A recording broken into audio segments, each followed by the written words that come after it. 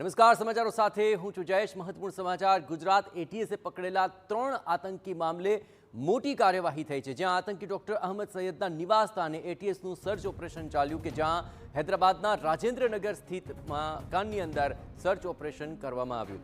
મોટા પ્રમાણમાં ઝેરી કેમિકલ બનાવવાનો જથ્થો મળી આવ્યો છે. આતંકીના ઘરેથી અનેક શંકાસ્પદ વસ્તુઓ પણ મળી આવી છે, જ્યાં ગુજરાત એટીએસે કેમિકલ જથ્થો સીઝ કરી લીધો છે. યુપીના 2 આતંકી આઝાદ અને સુહેલના ઘરે પણ ગુજરાત એટીએસનું સર્ચ ઓપરેશન જોવા મળ્યું હતું.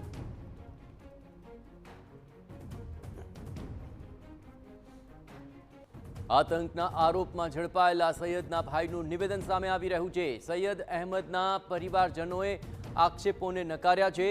બિઝનેસના નામ પર સૈયદ અહેમદને ફસાવ્યાનો આરોપ લગાવ્યો. સૈયદને આઝાદ સુલેમાન કે મોહમ્મદ સુલે સાથે સંબંધ ન હોવાનું પણ તેઓ કહી રહ્યા છે. સૈયદ ઘાતક ઝેર નહીં, એરંડામાંથી તેલ બનાવતો હોવાનો તેમણે દાવો કર્યો છે. આતંકી સૈયદના ભાઈએ જણાવ્યું હતું કે 5 નવેમ્બરે બિઝનેસ ડીલ માટે સૈયદ ગુજરાત ગયો હતો, જે બાદ 9મી નવેમ્બરના રોજ તેમને એટીએસે સૈયદની ધરપકડ કર્યાના સમાચાર મળ્યા હતા. સૈયદના ભાઈનો દાવો છે કે જ્યારે તેમની સૈયદ સાથે વાત થઈ ત્યારે તેણે કહ્યું હતું કે તેને બિઝનેસના રૂપિયા આપવાનું કહીને બોલાવાયો હતો અને પછી તે ફસાયો. कि मेरे को यहाँ पर बिज़नेस डील के लिए बुला के फंसा दिया गया और बिज़नेस के नाम पे जो पैसे देने का टाइम आया तो वो बैग लेकर के मेरे कार में रखे. मैं बोला कहाँ हैं पैसे, बोले तो वो बैग खोल के देखे तो पैक्स रखे हुए थे. तो पैसे कहाँ हैं पूछा तो बोले इसके अंदर पैक्स में पैसे रखे हुए हैं बोले. लेकिन ठीक है बोल के मैं लेके निकला. कुछ दूर जाने के बाद पुलिस आई. पुलिस आकर बोली हम पुलिस है, चेकिंग करना है. चेकिंग किए तो पुलिस बैग खोल के वो पैक्स फाड़े. उस वक्त ये इलीगल जो भी पिस्तौल वगैरह है वो उनको भी, पुलिस को भी और मुझे भी उसी वक्त दिखाई दिया. એટીએસે પરિજનોને આપી હતી સૂચના કે સૈયદના રૂમની એક પણ વસ્તુને અડવામાં ન આવે.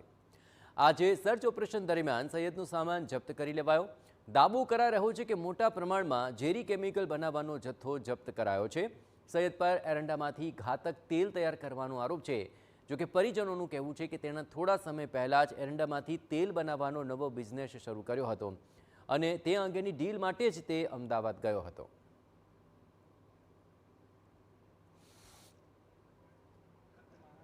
अब तक जब मीडिया में आने से पहले किसी को भी नहीं मालूम था कि ये पॉइज़न बनता इससे.